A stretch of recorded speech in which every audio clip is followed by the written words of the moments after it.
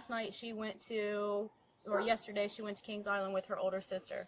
I told her older sister that the door was locked, the deadbolt was locked. She wouldn't be able to get in. She got into my house again somehow, after being told that the door was locked. They don't have a key to my house because you're not going to come and go whenever you please, because this is not your house. I understand this is your mailing address and you live here, but you've been told multiple times you need to get your shit together and go, and they don't want to do that. How long has she lived with you? Since She's my daughter. So she just won't leave. She hasn't moved out. Yeah, she just won't go nowhere. Okay, there's a legal process. I understand that, but this is how I got to start it out. This is how I'm going to do it, because I'm not taking care of somebody that don't want to take. She don't even try.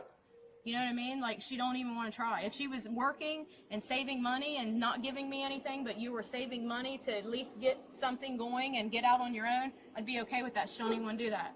I work 12-hour rotating shifts. I should not have to come into my own home that I pay for and deal with shit like this. I understand that. And if she won't go out on her own, like saying, hey, get out, forcibly setting her stuff out is not the legal right way to do it. Yeah, well, you kind of, you know, so you get tired of it.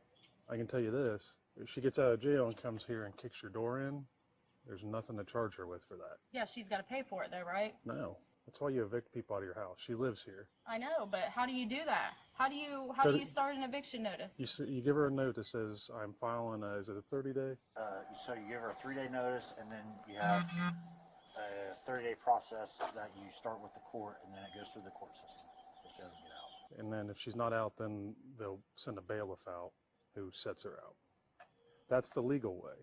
So people run into that where they'll set people's stuff out and say, yeah, they don't live here. If you didn't follow the legal thing, they can technically come break in, and it's not a crime. Does that make sense what I'm saying? I understand what you're saying. I just think it's bullshit. Like, this is my house. She's never done, and she doesn't contribute. She don't do anything. Yeah. And for somebody that's not like, she's my daughter, I understand that. But for somebody that it's not their child, like, they have to go through all that to get somebody out of their own home. I get it. Because if she comes back and forces her way in again, it's not a crime. I mean, that's where she's lived. She's lived with you for years, you know. I understand you're the property owner, but if you had a partner here, I don't know if you do. If they break in, it's not a crime either, because it's their residence.